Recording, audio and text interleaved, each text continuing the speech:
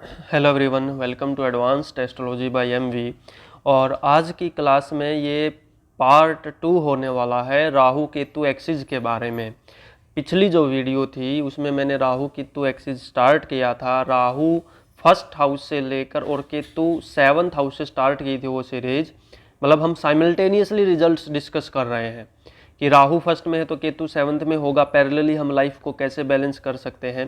तो इस तरीके से राहु यहाँ पर आएगा तो मतलब ये राहु सेकंड में है तो केतु 8th में आ जाएगा, थर्ड में है तो 9th में आ जाएगा। उस तरीके से हाफ पार्ट हमने कंप्लीट कर लिया था। राहु 6th में और केतु 12th में अगर हो तो उसके किस तरीके से आपको रिजल्ट मिलेंगे वो हमने डिस्कस कर लिए थे। आज ये जो सेकंड पार्ट होने वाला है इसमें हम डिस्कस करने वाले हैं कि अगर आपका राहु 7th में है और केतु लगन में है, यहाँ से आगे करेंगे, मतलब यहाँ से आगे सीरीज बढ़ेगी। राहु 8th में, राहु 9th में, इस तरीके से ये वाली सीरीज बाकी है, मतलब ये वाला पार्ट बाकी है। ये आज हम इस वीडियो में कवर करने वाले हैं, ठीक है। उससे पहले एक बार मैं फिर से आपको बता देता हूं कि राहु केतु हमेशा आमने सामने क्यों बैठते हैं, क्योंकि लाइफ को बैलेंस करने के लिए बहुत बहुत ज़्यादा ज़रूरी होता है ये। अगर राहु और केतु आपके आमने सामने नहीं बैठेंगे तो लाइफ बैलेंस नहीं हो पाएगी। क्यों? क्योंकि राहु के पास केवल हेड होता है, उसके पास नीचे की बॉडी नहीं है। राहु के पास केवल हेड है, सिर है। तो वो केवल सोचना जानता है, वो केवल विचार करना जानता है, वो केवल डिजायर पैदा करना जानता है। उसके पास रहम नहीं है, उसके पास प्यार नहीं है, मोहब्बत नहीं है। हाँ, उसके पास ऑब्सेशन तो है कि ये चीज़ मेरी है, मैं छोड़ूंगा नहीं इसको, मैं पाकर ही रहूँगा, ठीक है। तो वो राहु देता है। जबकि केतु के पास क्या है? केतु के पास बाकी की बॉडी नहीं है। केतु के पास मतलब केतु के पास केवल बाकी की बॉडी है, उसके पास हेड नहीं है, हेडलेस है। यानी कि वो विचार नहीं कर सकता, वो सोच नहीं सकता, वो केवल महसूस कर सकता है। और जो प्यार है वो महसूस करने की चीज़ है, सोचने की नहीं। जहाँ पर आप सोचने लगे वहाँ पर प्यार कम हो जाएगा, ठीक है। तो ये चीज़ आपको समझने की ज़रूरत है। इसीलिए राहु और केतु हमेशा आमने सामने रहते हैं।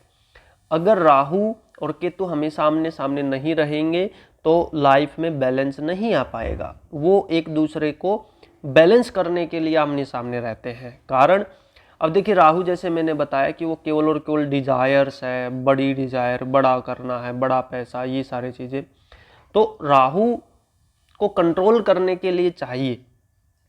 अदरवाइज राहु इतना एक्सट्रीम डिजायर आपके अंदर डाल देगा, इतना ज़्यादा आपके अंदर एक तरीके से जो मेलिफिक इफेक्ट्स हैं उसके इतने ज़्यादा बढ़ जाएंगे। क्रूरता, ये जो लाइक दारू पीना, और ये जैसे अपोजिट जेंडर की तरफ अट्रैक्ट होना, ये इतना ज़्यादा बढ़ जाएगा कि लाइफ पॉसिबल ही नहीं हो पाएगी। सिमिलरली केतु को भी कंट्रोल करना जरूरी है। सामने से राहु देखता है, एक दूसरे की सम सब तक नज़र होती है इनके ऊपर। सामने से राहु देखता है तो केतु भी बैलेंस में रहता है। अदरवाइज ये इतना ज़्यादा डिटैच्ड हो जाता दुनिया से, इतना ज़्यादा एक तरीके से सेक्रीफाइस इसके अंदर आ जाता, अपनी बॉडी से ही आज़ादी चाहता है, क्योंकि केतु आज़ादी चाहता है। तो सामने से राहु केतु को बैलेंस करता है और केतु राहु को बैलेंस करता है, तब ये लाइफ हमारी थोड़ी सी बैलेंस चलती है। यही कारण है कि राहु केतु हमेशा आमने सामने होते हैं। अगर वो अलग अलग रहेंगे तो वो एक तरीके से हमारा जीना मुश्किल कर देंगे, ठीक है। बाकी अगर डिटेल में राहु केतु के बारे में आप जानना चाहते हो तो जो पार्ट 1 है, पार्ट 1 में आप शुरू की 7-8 मिनट ज़रूर देखिए। वहाँ पर बहुत ज़्यादा डिटेल में ये चीज़ें मैंने बताई है। एक स्टोरी भी है सवर भानु की, वो स्टोरी भी कुछ एक्सप्लेन की है मैंने वहाँ पर। आप फर्स्ट पार्ट का शुरू का देख सकते हो, ठीक है। अभी हम स्टार्ट करते हैं अपनी जो सीरीज चली हुई थी वो, यानी कि अगर आपका राहु 7th हाउस में है और केतु लगन में है तो बैलेंस कैसे कर सकते हैं। बैलेंस करना बहुत ज़्यादा ज़रूरी है राहु केतु की एनर्जी को, अदरवाइज आप जिंदगी के जाल में फंसे ही रहोगे।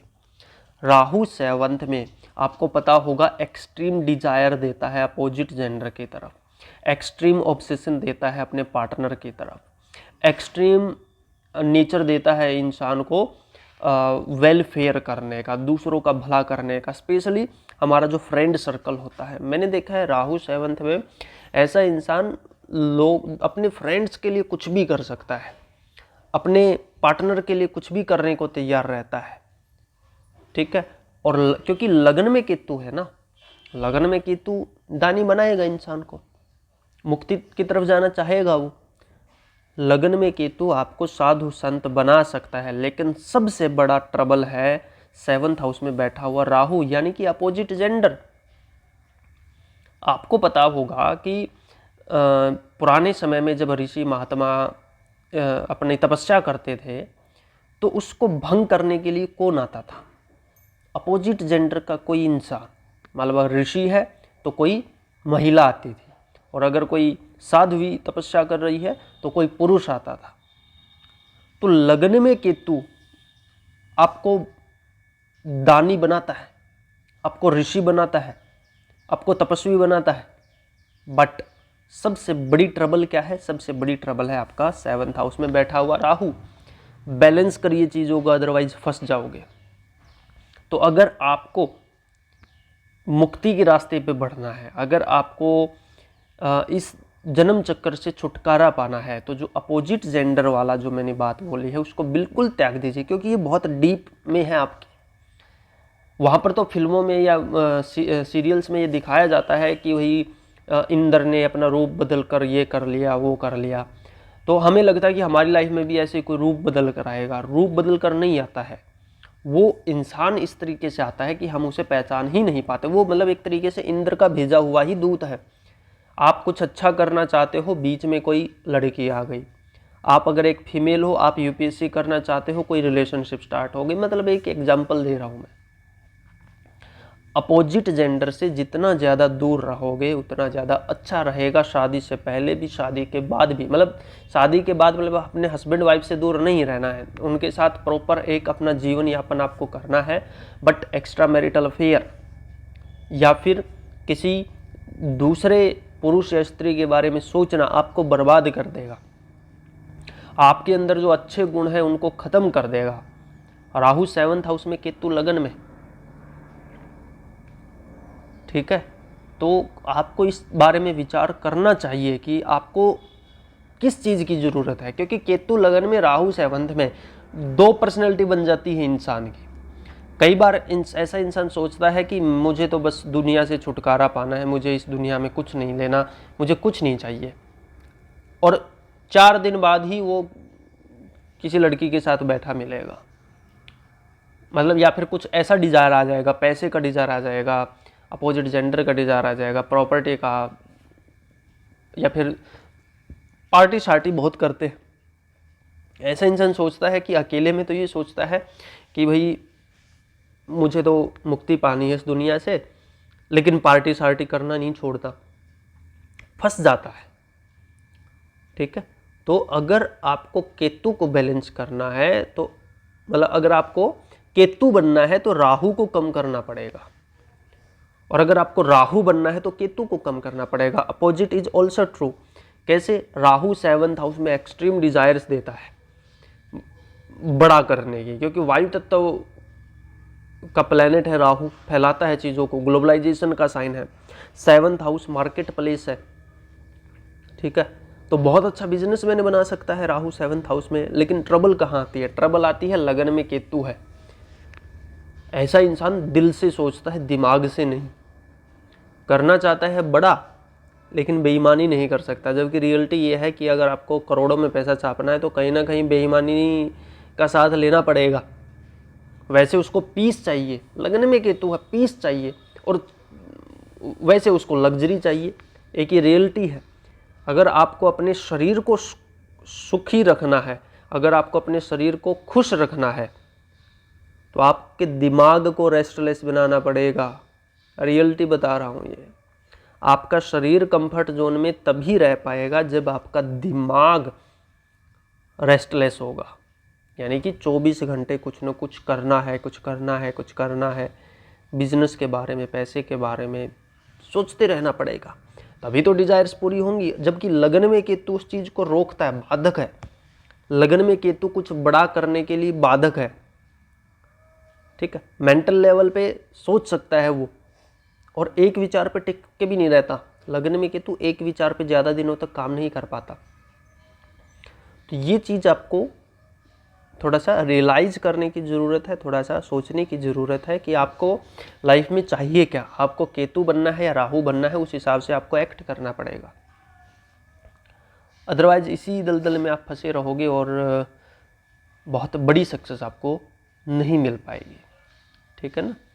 तो कहीं ना कहीं लग्न में केतु, 7th हाउस में राहु, इस तरीके से आप बैलेंस कर सकते हो।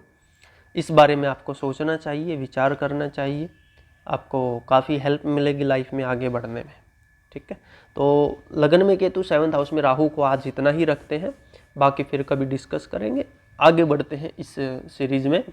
अब हम बात कर लेते हैं कि अगर आपका 8th हाउस में राहु है और लग्न में केतु है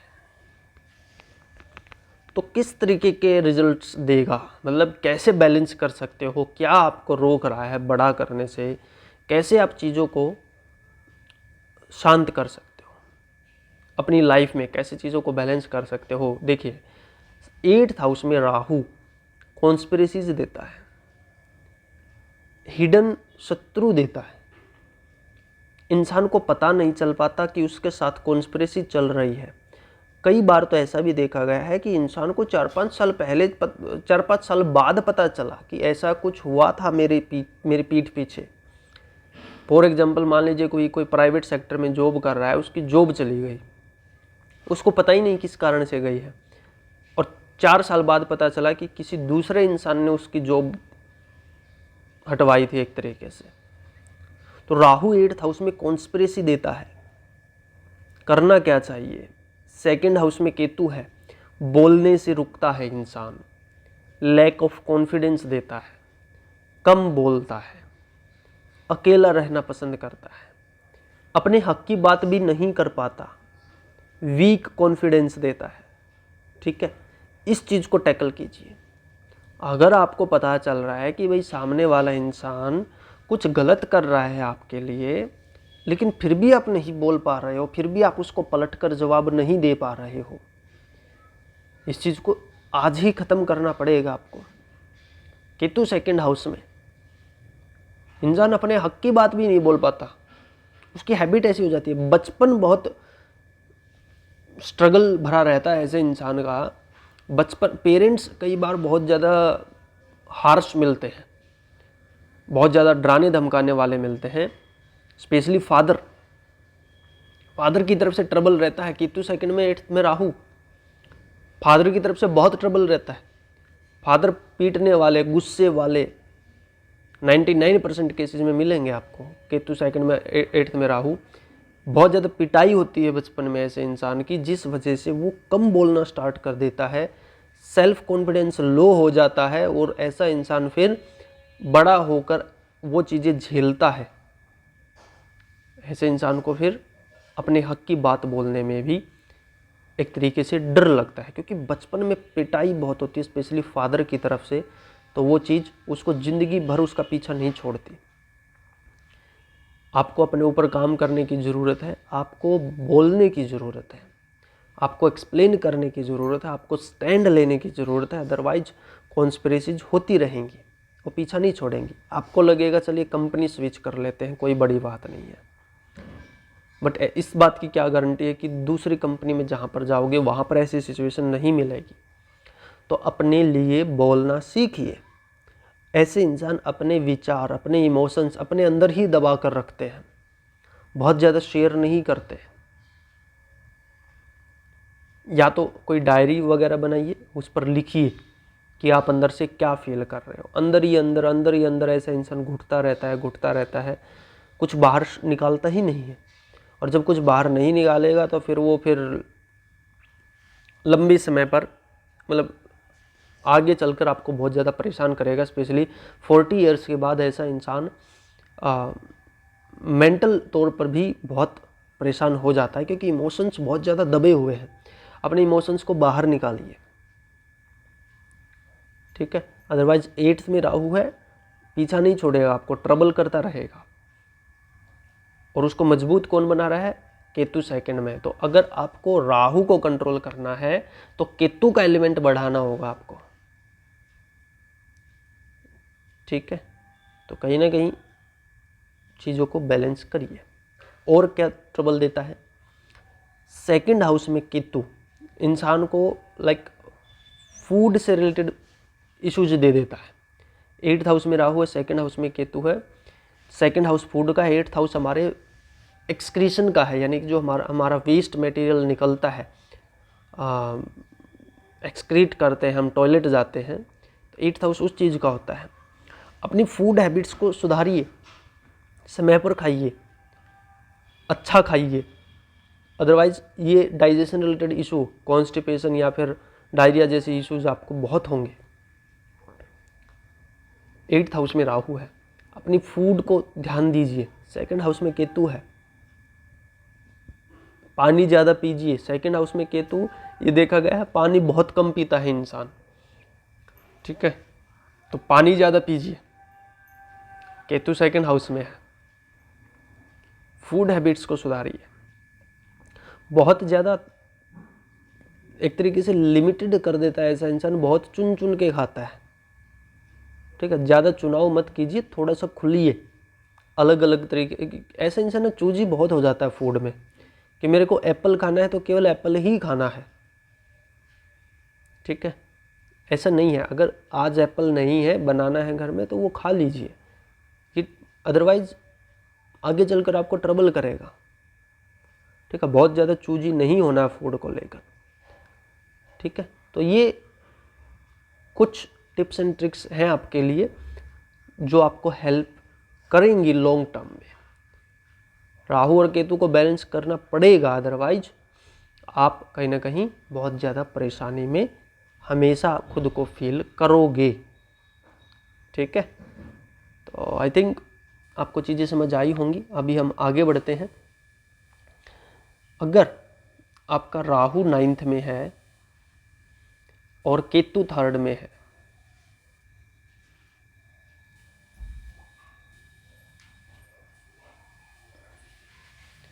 अगर आपका राहु 9th में और केतु 3rd में है तो क्या सिखाता है आपको, क्या करना है और क्या बैलेंस करना चाहिए, कैसे लाइफ में सक्सेस मिलेगी। राहु केतु का एक्सिस बहुत ज़्यादा इंपॉर्टेंट होता है।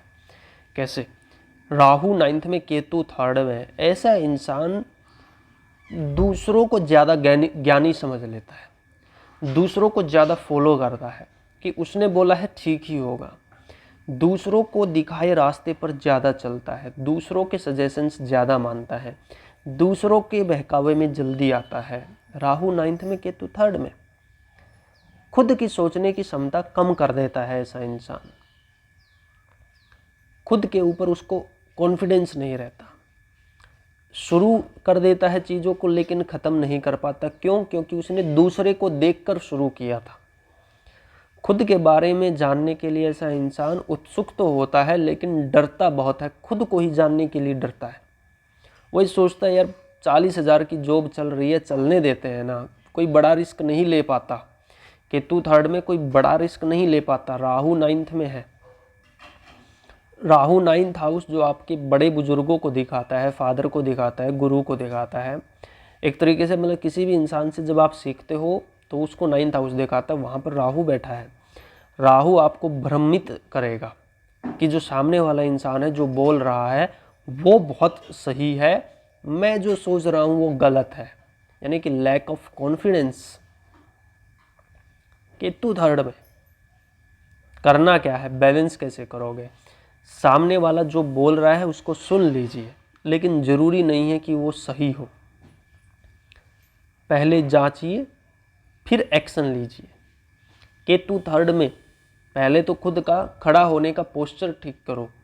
केतु 3rd में ऐसा इंसान झुककर खड़ा हो जाता है, मैक्सिमम टाइम झुककर खड़ा होता है, या फिर उसको बैक रिलेटेड प्रॉब्लम आती ही आती है। थोड़ा सा अपनी बैक पेन वगैरह का ध्यान रखो, ठीक है, क्योंकि केतु झुकाता है। 3rd हाउस हमारे पराक्रम का, पराक्रम ही नहीं है, कंधे झुके हुए हैं, वैसे भी हेल्थ इश्यूज दे देता है, ये वीक इम्यून सिस्टम दे देता है, राहु 9th में, केतु 3rd में, स्लो बोलेगा, धीमे बोलेगा, ठीक है, रुक रुक कर बोलेगा, बोलने से पहले घबराएगा, स्टेज फियर होता है ऐसे इंसान को। क्यों? क्योंकि उसको लगता है कि जो सामने बैठे हैं लोग वो राहु हैं, उनको सब आता है, मुझे कुछ नहीं आता। ये हैबिट आज ही बदल डालिए। आप बहुत लोगों से बेहतर हो, आप बहुत लोगों से बेटर हो, ये चीज़ खुद को रियलाइज करवाने की ज़रूरत है, ठीक है। इस चीज़ पर काम कीजिए, नॉलेज एक्वायर कीजिए, घबराइए मत, बोलिए। ऐसे इंसान क्लास में क्वेश्चन पूछने से पहले घबराते हैं, डाउट लेने से पहले घबराते हैं। सरकारी ऑफिस में गए, सरकारी क्लर्क ने कुछ भी बोल दिया, उससे क्वेश्चनिंग करने में घबराएंगे। पुलिस वाले ने पकड़ लिया, पुलिस वाले को देखकर घबरा जाएंगे। यानी उसको थोड़ी सी भी अगर अथॉरिटी दिखी ना सामने वाले के पास, ये इंसान घबरा जाता है। इस चीज़ को बदलिए, सामने वाला भी इंसान है, ठीक है, कोई शैतान नहीं है कि जो आपको ख़त्म कर देगा। बोलिए, बोलने की आदत डालिए। समय पर ऐसा इंसान एक्ट नहीं कर पाता। लड़ाई झगड़ा ख़त्म होने के बाद वो ये सोचता है कि यार मुझे ये बोलना था, मुझे वो बोलना था, मेरे मन में बात आ गई थी, बोल देना था। लेकिन ऐसा इंसान बोलने से पहले 100 बार सोचता है। वो बात ठीक है कि भी बोलने से पहले सोचना चाहिए, बट इतना भी नहीं कि वो अपना ही नुकसान कर ले, ठीक है। तो केतु 3rd में ये चीज़ें देता है। और एक अपोजिट चीज़ ये भी है इन लोगों के साथ, केतु 3rd में, राहु 9th में, अगर एक सीमा पार हो गई, एक तरीके से अगर कोई लिमिट क्रॉस हो गई, फिर ये कंट्रोल भी नहीं कर पाते, फिर ये पता नहीं क्या क्या बोल देते हैं, फिर ये अननेसेसरी चीज़ें भी बोलने लग जाते हैं, ठीक है। तो इन चीज़ों पर आपको काम करने की ज़रूरत है। आप दोबारा से सुनिएगा इस सेगमेंट को, आपको काफ़ी कुछ समझ आएगा। फिर आपको पता चलेगा कि किस तरीके से आप चीज़ों को बैलेंस कर सकते हो। दोबारा से सुनिएगा, बहुत काम की चीज़ें आपको मिलेंगी, ठीक है। वहाँ से फिर आपको लाइफ में आगे बढ़ने में आपको मदद मिलेगी, काफ़ी पॉजिटिविटी आपको मिलेगी, काफ़ी अच्छा आपको सुकून मिलेगा, ठीक है। अब हम बात कर लेते हैं अगले हाउस के बारे में। अगर आपका राहु 10th में हो और केतु 4th में हो तो आपको क्या करना चाहिए और क्या नहीं करना चाहिए। राहु 10th में, एक कहावत भी है कि राहु 10 में दुनिया बस में। राहु 10th में बैठे, केतु 4th में बैठे, ऐसा इंसान केवल और केवल बाहर की दुनिया में खुशी ढूंढता है। मुझे ये करना है, मुझे 10 करोड़ कमाने हैं महीने के, मुझे 100 करोड़ कमाने हैं, मुझे 200 करोड़ कमाने हैं, मुझे इतना बड़ी इंडस्ट्री खड़ी करनी है, मुझे IPS बनना है, IAS बनना है, UPSC करना है, ये घर वाले मेरा कुछ नहीं होने देंगे। ऐसा इंसान अपने घर वालों को ही सबसे बड़ा दुश्मन समझ बैठता है और ये सोचता है कि जो कुछ भी है पावर, पैसा, पोजीशन में है, लोगों की कीमत ऐसे इंसान की नज़र में कम हो जाती है। ऐसा इंसान सोचता है कि अगर पैसा है तो सब कुछ है और अगर पैसा नहीं है तो कुछ भी नहीं है, जबकि उसको भगवान ने बहुत कुछ दिया होता है। अच्छा परिवार दिया होता है, अच्छी माँ दिया होता है, अच्छा पिता उनको मिलता है, अच्छा घर मिलता है, रहने को, खाने को, सब कुछ, कपड़ा, रोटी, मकान, जो बेसिक नीड होती है इंसान की, वो बहुत अच्छा मिलता है। लेकिन फिर भी ऐसे इंसान को सब्र नहीं मिलता, सुकून नहीं मिलता, बस काम काम काम, केवल डूबा रहता है और अपने बहुत अच्छे दिन भी चिंता में गुजारता है। ऐसा इंसान अपने अच्छे दिनों में भी दुखी रहेगा, ये सोचेगा यार ये दिन भी तो ख़त्म होने वाले हैं ना। मतलब अभी प्रेजेंट बहुत अच्छा चल रहा है, बहुत अच्छे दिन चल रहे हैं, लेकिन वो ये सोचता है कि ये दिन भी ख़त्म हो जाएंगे, ये सोचकर वो दुखी हो जाता है। राहु 10th में, केतु 4th में। बैलेंस करिए चीज़ों को। क्या बैलेंस करना है? जो अभी चल रहा है उसमें खुशी ढूंढिए। जो अभी चल रहा है वो खराब समय नहीं है, आप वहाँ पर अच्छी स्टेट में हो, ग्रैटिट्यूड की फीलिंग लेकर आइए अपने अंदर। कि हे भगवान जो दिया, जितना दिया, जैसे दिया, एनफ है, यहाँ से आगे मैं इंक्रीज करने की कोशिश करूँगा। हो गया तो अच्छा है, अदरवाइज लाइफ तो चल रही है। सबसे पहले मेंटल लेवल पर शांत हो जाइए, क्योंकि राहु 10th में है और केतु 4th में है। इंसान सोचता है कि मैं ये पालूंगा तो फिर मुझे पीस मिल जाएगा, क्योंकि ऐसे केतु 4th में ऐसे इंसान को चाहिए, पीस चाहिए, उसमें कोई शक नहीं है, लेकिन उसको पीस मिलेगा नहीं। क्यों? क्योंकि राहु 10th में बैठा है, 24 घंटे कुछ न कुछ सोचता रहेगा कुछ करने के बारे में। एम्बिशियस होता है, नो डाउट, बहुत अच्छी पोजीशन है राहु के हिसाब से, ठीक है, बट मेंटल पीस बहुत खतरनाक हो जाता है अगर केतु 4th में है तो। केतु 4th में एक तरीके से इंसान बार बार अपने विचार बदलता है। अब ये कर लेता हूँ, ये नहीं चला तो वो कर लेता हूँ, वो नहीं चला तो ये कर लेता हूँ। आइडियाज़ बहुत होते हैं। आइडियाज़ इसीलिए होते हैं क्योंकि देखिए, जो इंसान ढूंढता है वो मिल ही जाता है। आइडियाज़ इसीलिए बहुत ज़्यादा होते हैं क्योंकि उसको प्रोफेशनली बहुत ज़्यादा राइज करना है, लेकिन वो प्रोफेशनली राइज करने के चक्कर में अपना मेंटल पीस बिल्कुल जीरो कर लेता है। तो याद रखिए, बैलेंस क्या करना है। अगर मेंटल पीस चाहिए तो करियर को थोड़ा सा इजी लीजिए, थोड़ा सा आराम से लीजिए, परेशान मत होइए,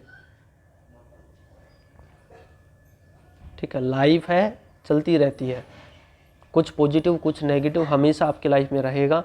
हमेशा 100% पॉजिटिव नहीं हो सकता, हमेशा 100% नेगेटिव नहीं हो सकता, ठीक है। इसलिए अपने घर वालों से भी प्यार कीजिए, अपने सगे संबंधियों से प्यार कीजिए। कोई भी इंसान आपकी लाइफ में आता है उससे प्यार कीजिए। आपका यार है, दोस्त है, फ्रेंड है, फीमेल फ्रेंड है, कुछ भी है, उनकी कीमत को समझिए। इंसान एक सामाजिक प्राणी है, अपने आप को समाज से जोड़िए, रिश्ते नाते निभाइए, वहाँ से आपको ग्रेटिट्यूड आएगा, असल ज़िंदगी आपको समझ आएगी। केवल एक कांच के ऑफिस में बैठकर पूरी ज़िंदगी नहीं जी जा सकती, ठीक है। थोड़ा सा बैलेंस करिए चीज़ों को, घर के अंदर और प्रोफेशन के अंदर। ऐसा इंसान वर्क प्लेस के प्रति बहुत ज़्यादा पॉजिटिव होता है, घर वालों को सोचता है एवं ही है, मतलब घर वालों के बारे में ज़्यादा काइंड ऑफ अच्छे विचार ऐसा इंसान नहीं रखता, उनको दुश्मन मानने लगता है, उनसे मुक्त होना चाहता है, अपने होमलैंड को छोड़कर भागना चाहता है। ऐसा इंसान सोचता है कि अगर विदेश में जाऊंगा तो कामयाब हो जाऊंगा, अगर यहीं पर रहा, होम डिस्ट्रिक्ट में रहा, तो मेरा कुछ नहीं हो सकता, ठीक है। तो ये चीज़ बैलेंस करने की ज़रूरत है। आप जहाँ पर हो, जिस भी सिचुएशन में हो, जिस भी सिटी में हो, गांव में हो, आप हमेशा कुछ बड़ा कर सकते हो। शुरुआत छोटे से ही होती है, ये भी ट्रबल है। ऐसा इंसान छोटा नहीं करना चाहता, कुछ ना कुछ ये सोचता है कि अगर करूँगा तो बड़ा ही करूँगा, अदरवाइज नहीं करूँगा। तो पहले छोटा तो कीजिए, उसके बाद धीरे धीरे आपकी ग्रोथ होगी। और होमलैंड में भी ग्रोथ हो सकती है, ये ज़रूरी नहीं है कि घर से दूर जाकर ही ग्रोथ करोगे, क्योंकि अगर ख़राब समय है तो घर से दूर जाकर भी ख़राब ही रहेगा, वो अच्छा नहीं हो जाएगा। वो तो जो दशा अंतरदशा ट्रांजिट चलता है उसी हिसाब से रिजल्ट मिलते हैं। तो आपको ये चीज़ समझने की ज़रूरत है कि अगर अच्छा समय है तो वो घर पर भी अच्छा ही है, और अगर ख़राब है तो वो बाहर जाकर भी ख़राब ही है। घर वालों, ऐसा मत सोचिए कि होम डिस्ट्रिक्ट में हूँ तो प्रॉब्लम है और बाहर चला जाऊँगा तो कुछ बहुत अच्छा हो जाएगा, ऐसा ज़रूरी नहीं है, ठीक है। तो ये चीज़ें आप सोचिए, विचारिए, इन चीज़ों पर विचार कीजिए, आपको ज़रूर फ़ायदा मिलेगा, आपको ज़रूर कुछ न कुछ बेनिफिट मिलेगा कि घर की लाइफ और प्रोफेशनल लाइफ को कैसे बैलेंस करना है, किस तरीके से आपको आगे बढ़ना है, ठीक है। अभी हम आगे बढ़ते हैं और डिस्कस करते हैं राहु 11th में और केतु 5th में। राहु 11th में, केतु 5th में। ऐसे इंसान की बुद्धि ही, ऐसे इंसान की नॉलेज ही उसके दुश्मन बन जाते हैं। केतु फिफ्थ में बहुत ज़्यादा नॉलेज देता है, बहुत अच्छी नॉलेज देता है, वैरायटी देता है नॉलेज में। उसको एस्ट्रोलॉजी की भी नॉलेज है, उसको आयुर्वेद की भी नॉलेज है, उसको पामिस्ट्री भी आती है, उसको साइंस भी आती है, उसको मैथ भी आता है, वो इंग्लिश में भी अच्छा है, वो हिंदी में भी अच्छा है। केतु फिफ्थ में multiple skill set. Rahu 11th में बहुत बड़ा करना चाहता है, बड़े बड़े बिजनेस खड़े करना चाहता है, बड़ा एक एम्पायर खड़ा करना चाहता है। लेकिन ट्रबल क्या है? ट्रबल है केतु फिफ्थ में नॉलेज मल्टीपल फील्ड्स की है, लेकिन मास्टर किसी भी फील्ड का नहीं है। ये चीज समझ रहे हो? मल्टीपल चीजें आती हैं बट मास्टरी किसी भी चीज में नहीं है। सबसे बड़ी ट्रबल ये है। और जबकि राहु 11th में क्या देगा? ऐसे इंसान को ये लगता है कि भाई 3 महीने एस्ट्रोलॉजी कर लेता हूँ, फिर मैं बहुत बड़ा एस्ट्रोलॉजर बन जाऊंगा। फिर सोचेगा नहीं, ये नहीं चला, मैं 3 महीने न्यूमरोलॉजी का कोर्स कर लेता हूँ, फिर मैं भी बहुत करोड़ों में छापूंगा। फिर न्यूमरोलॉजी भी नहीं चलती। फिर ये सोचता है बीमारियाँ बहुत हैं आसपास, मैं आयुर्वेद 6 महीने का कोई आयुर्वेदिक कोर्स कर लेता हूँ। फिर वो 6 महीने आयुर्वेद कर लेगा जल्दी सक्सेस पाने के चक्कर में, जबकि वो देखेगा कि उसने 4 साल गुजार दिए। जबकि वो 4 साल जमकर एस्ट्रोलॉजी को अपने देता तो वो कामयाब होता।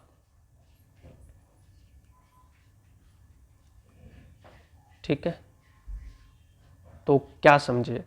केतु फिफ्थ में स्प्लिट करेगा, एजुकेशन को स्प्लिट करेगा, नॉलेज को स्प्लिट करेगा। और राहु 11th में चाहेगा कि बड़ा हो, जबकि रियलिटी ये है कि अगर कुछ बड़ा करना है तो 2 नाव की सवार नहीं कर सकते आप, 2 नाव की सवारी नहीं कर सकते। केतु फिफ्थ में देगा 2 नाव की सवारी, 2 की क्या 5 नाव की सवारी देगा। जबकि 11th हाउस में राहु चाहेगा मुझे बहुत बड़ा करना है। अगर बहुत बड़ा करना है तो एक चीज पर टिके रहिए।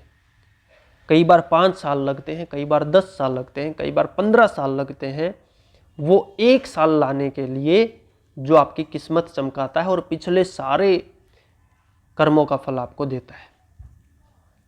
लेकिन अगर आप बहुत जल्दी अपना पाथ बदलते रहोगे तो कहीं पर भी नहीं पहुंच पाओगे। आप 10 मीटर लेफ्ट चले, फिर 20 मीटर राइट चले, फिर 10 मीटर वापस से पीछे आ गए, फिर 15 मीटर आगे चले, फिर राइट हो गए, फिर लेफ्ट हो गए, फिर पीछे आ गए, राइट लेफ्ट आगे पीछे, यही चलता रहेगा तो आप कहीं पर भी नहीं पहुंच पाओगे। अगर कुछ बड़ा करना है तो एक चीज पर स्टक रहिए। ठीक है, यही आपके लिए सबसे बड़ा मूल मंत्र है, एक चीज पर स्टक रहिए। एक चीज और, राहु 11th में कई बार ख्याली पुलाव भी बहुत ज्यादा देता है, ख्याली पुलाव ज्यादा देता है, करने की चाहत कम होती है। ठीक है, केतु फिफ्थ में शॉर्टकट से कमाना चाहता है, शॉर्टकट मत अपनाइए, फंस जाओगे। अगर कुछ बड़ा करना है तो बड़ा टाइम और बड़ी एनर्जी लगेगी, सिंपल सा फंडा है। आज के टाइम पर कुछ भी शॉर्टकट में नहीं है, बड़ा टाइम, बड़ी एनर्जी, बड़ी सक्सेस, सिंपल सी बात है। ठीक है ना? तो कहीं ना कहीं आपको ये चीज़ें बैलेंस करनी चाहिए,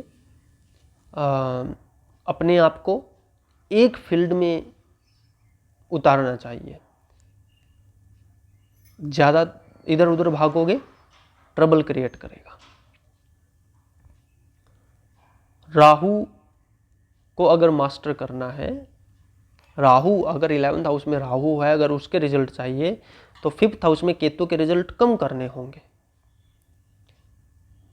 कैसे? स्प्लिट नहीं करना है, एजुकेशन को स्प्लिट नहीं करना है। कोई कोर्स लिया है पूरा कीजिए, प्रैक्टिस कीजिए, ढंग से कीजिए। केतु 5th में एजुकेशन में ब्रेक देता है। 2 साल का कोर्स है, 6 महीने किया फिर छोड़ दिया, फिर ये बोलेगा नहीं एस्ट्रोलॉजी मेरे लिए नहीं है। अरे आपने उस लेवल की प्रैक्टिस ही नहीं की। ऐसा इंसान दूसरों को ये देखेगा, यार आजकल तो एस्ट्रोलॉजर बहुत कमा रहे हैं, इस एस्ट्रोलॉजर की इतनी फीस है, उस एस्ट्रोलॉजर की इतनी फीस है, मैं भी एस्ट्रोलॉजी सीख के करोड़ों में कमाऊंगा। बट जब वो सीखने लगता है, करने लगता है, फिर वो सोचता है कि 6 महीने हो गए, कुछ हुआ ही नहीं। 6 महीनों में क्या होता है? एक MBBS डॉक्टर बनने के लिए 5 से 7 साल लगते हैं और एक एस्ट्रोलॉजर बनने में 8 से 10 साल लगते हैं। रियलिटी है ये, ठीक है। तो थोड़ा सा सोच विचार कीजिए इस बात के ऊपर कि जो चीज़ आप चाहते हो उस चीज़ के लिए कितना एफर्ट लगाना पड़ेगा आपको आज की दुनिया में, क्योंकि कंपटीशन देखिए अपने चारों तरफ, हर कोई लगा पड़ा है, हर कोई अपनी लाइफ को बेटर बनाने में लगा हुआ है, हर कोई कुछ न कुछ कर रहा है, ठीक है। आजकल वो चीज़ नहीं है जो आज से 20 साल पहले थी कि लोग कि 60% जनता तो केवल खेती ही कर रही है। खेती 20% हो गई अब इंडिया में, ठीक है। 80% लोग तो मार्केट में घूम रहे हैं, कुछ न कुछ ढूंढ रहे हैं, कुछ न कुछ बड़ा करने की कोशिश कर रहे हैं, जिस चक्कर में कंपटीशन बहुत ज़्यादा है। तो आपको अगर उस कंपटीशन को टैकल करना है तो एक चीज़ पर फोकस करिए और उसको मास्टरी कीजिए, तभी आपको सक्सेस मिल पाएगी। अदरवाइज छोटे छोटे रास्ते अपनाओगे तो कहीं पर भी नहीं पहुंचोगे, ठीक है। तो आई थिंक आपको चीज़ें समझ आई होंगी। अब हम बात कर लेते हैं last but not least, Rahu 12th में, केतु 6th में, ये आपको किस तरीके से रिजल्ट देता है। Rahu 12th house, Ketu 6th house. अब देखिए यहाँ पर ये बहुत ही सेंसिटिव एक तरीके से एक्सिस होता है। राहु जब 12th में होता है तो ऐसा इंसान बाहर की दुनिया के बारे में ज़्यादा सोचता है। कई बार तो राहु 12th में ये देखा गया है कि ऐसा इंसान एस्ट्रोनॉट बनने के बारे में ज़्यादा सोचता है, लाइक बाहर की चीज़ों को एक्सप्लोर करना, एस्ट्रोनॉट, एलियंस, ये सारी चीज़ें, चांद पर जाना, मंगल पर जाना, ये सारी चीज़ें, गैलेक्सी के रहस्यों के बारे में जानना समझना, ठीक है, उन चीज़ों के बारे में ज़्यादा सोचता है, कुछ बड़ा करना है। राहु 12th में खर्चे भी बड़े करता है ऐसा, क्योंकि राहु 12th हाउस खर्चों का भी होता है, हॉस्पिटैलिटी का भी होता है, ठीक है। तो ऐसा इंसान दूसरों के लिए कहीं ना कहीं खर्चे ज़्यादा कर देता है। बट केतु 6th में यही सबसे बड़ी ट्रबल है। राहु 12th में मैंने बताया बड़ा बनना चाहता है, वो भी मतलब ऐसे फील्ड में जो अब नॉर्मल है आज की दुनिया में, काइंड ऑफ, मतलब हर कोई इंसान उस लेवल का नहीं बन सकता। और वो कारण क्या है? क्योंकि राहु 12th में है और केतु 6th में है। 6th हाउस हमारा एक तरीके से एग्जीक्यूशन पावर का होता है। एग्जीक्यूशन पावर बटी हुई है, एग्जीक्यूशन पावर बिखरी हुई है। एग्जीक्यूशन पावर ऐसे इंसान की बहुत लो होती है। राहु 12th हाउस में भ्रमित विचार देता है कि मुझे ये करना है, मुझे ये करना है। वो रात को शेड्यूल बनाएगा अगले दिन का पूरा कि मुझे इस तरीके से पूरा दिन ये करना है। मुझे 2 घंटे मैथ पढ़ना है, 2 घंटे इंग्लिश पढ़ना है, 2 घंटे हिस्ट्री पढ़ना है, यूपीएससी क्लियर करना, कल से पढ़ाई शुरू। सुबह उठकर सब खत्म। ये जो कल से पढ़ाई शुरू है ना, प्रॉपर राहु 12th में, केतु 6th में, उन लोगों के लिए है। अपनी एग्जीक्यूशन पावर को बढ़ाइए। 4 दिन जिम जाते हैं, 2 महीने फिर गायब। और जब थोड़ा सा करेंगे, मान लीजिए शुरू कर भी दिया, मान लीजिए इन्होंने पढ़ना शुरू कर दिया, जिम जाना शुरू कर दिया, पहले दिन ही इतना थका लेंगे आपको कि दूसरे दिन फिर इनका अपने आप ही मन नहीं करेगा। ये एक रियलिटी है, एक प्रैक्टिकल चीज़ है। अगर आप जिम जाना स्टार्ट करते हो तो पूरा शरीर को भरिए मत, थकाइए मत, ठीक है। अगर आपने पढ़ना शुरू किया है, कल तक तो आप 10 मिनट भी नहीं पढ़ रहे थे, आज आपका पहला दिन आपने 4 घंटे पढ़ लिया, अगले दिन कैसे मन करेगा आपका? क्योंकि वो मेंटली और फिजिकली तो थक गए आप। थोड़ी सी कमी रखिए। अगर आप 1 घंटा वर्कआउट कर सकते हो तो 40 मिनट कीजिए, अगले दिन फिर आपका मन करेगा वर्कआउट करने का। अगर आप 2 घंटे पढ़ सकते हो तो 2 घंटे ही पढ़िए, 2 का 3 मत कीजिए। वो मेंटली थक जाओगे, अगले दिन आपका मन नहीं करेगा। तो जो भी कर रहे हो मतलब सबसे बड़ी ट्रबल क्या है, राहु 12th में, केतु 6th में, करेगा तो लंबा करेगा, नहीं करेगा तो कुछ भी नहीं करेगा। लंबा मतलब एक दिन में लंबा, ऐसे मतलब 3 महीने 4 महीने 6 महीने तक लंबा नहीं। अगर करेगा तो वो एक दिन बहुत ज़्यादा कर लेगा, 1 दिन 2 दिन 1 हफ्ता 2 हफ्ता, और जब ब्रेक लेगा 2 हफ्ते करके 6 महीने का ब्रेक ले लेगा। अब कहाँ से सिलेक्शन होगा, कहाँ से चीज़ें एक तरीके से कॉन्कर होंगी। तो अगर कॉन्कर करना है थोड़ा थोड़ा कीजिए, लेकिन डेली कीजिए। कंसिस्टेंसी नहीं है, सबसे बड़ी ट्रबल है। केतु 6th में कंसिस्टेंट नहीं बनाता। कंसिस्टेंसी लाइए अपने अंदर। सबसे बड़ा वीक पॉइंट होता है आप लोगों का कंसिस्टेंसी की लैकिंग, लैक ऑफ कंसिस्टेंसी। ठीक है, तो अपने अंदर कंसिस्टेंसी लाइए, अपने विचारों में कंसिस्टेंसी लाइए, क्लियर कीजिए करना क्या है, उसके ऊपर जुट जाइए। थोड़ा थोड़ा कीजिए लेकिन डेली कीजिए, बड़े ब्रेक मत लीजिए। ऐसा इंसान 10 मिनट के लिए इंस्टाग्राम खोलता है, 20 मिनट के लिए यूट्यूब खोलता है और उसमें 2-2 3-3 घंटे लगा देता है। ऐसे इंसान को पता ही नहीं चलता कि वो टाइम वेस्ट कर रहा है। बाद में उसको रियलाइजेशन होता है, बट फिर ये सोचता है कोई नहीं, जिंदगी में एक बार आते हैं, क्या हो गया। बहुत जल्दी ऐसे इंसान के अंदर एक्सेप्टेंस आ जाती है, बहुत जल्दी ऐसा इंसान सब्र कर लेता है। हालांकि देखिए सब्र अच्छी चीज़ है, एक्सेप्टेंस अच्छी चीज़ है, बट बिलो एवरेज एक्सेप्ट करना चीज़ों को अच्छी चीज़ नहीं है। बिलो एवरेज सब्र हो जाना अच्छी चीज़ नहीं है।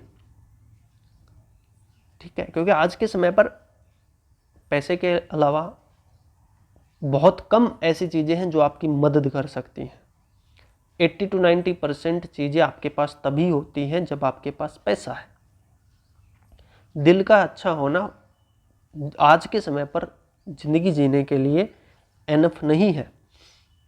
ये चीज़ आपको समझने की ज़रूरत है। ठीक है, आपको लगता है कि ठीक है मैं किसी को परेशान नहीं कर रहा, मैं किसी के साथ बहस नहीं कर रहा, भगवान मुझे दे देगा, नहीं देगा। ठीक है, थोड़ा सा प्रैक्टिकल होइए, कंसिस्टेंसी रखिए अपने अंदर, अपने विचारों में कंसिस्टेंसी रखिए, अपने काम में कंसिस्टेंसी रखिए। ज़रूर आप कुछ ना कुछ बड़ा अचीव कर लोगे लाइफ में। ठीक है, तो सबसे बड़ा मूल मंत्र तो यही है राहु 12th में और केतु 6th हाउस वालों के लिए कि कंसिस्टेंट बनिए। ठीक है, आपकी मेजर ऑफ प्रॉब्लम्स आपकी लाइफ की सॉर्ट आउट हो जाएंगी। जो काम अब करना है वो अब ही करना है। मान लीजिए सिलेंडर भरवा कर लाना है, गैस सिलेंडर, माँ ने आज बोला है 3 दिन गुजार देगा, करेगा ही नहीं। फादर ने बोला ये छोटा सा काम है, कल कर दूंगा, परसों कर दूंगा, डिले करता चला जाता है। डिले मत कीजिए, जितना जल्दी हो सके उतना जल्दी कीजिए। डेडलाइन का इंतज़ार मत कीजिए। बॉस ने कोई प्रोजेक्ट दिया कि ये 10 दिन में ख़त्म करना है, 8 दिन कुछ नहीं करेगा, 9वें दिन 12 घंटे 15 घंटे 18 घंटे वो काम करेगा। फिर तो डेडलाइंस का वेट मत कीजिए। जो काम अभी करना है अभी निपटाइए, अभी समेटिए, तब आपकी लाइफ में एक मैजिक होगा। ठीक है, तो आई थिंक आपको चीज़ें समझ आई होंगी, काफ़ी हेल्प मिलेगी आपको इस वीडियो के बाद। आज के लिए इतना ही, मिलते हैं आपसे अगले वीडियो में, तब तक के लिए जय श्री राम।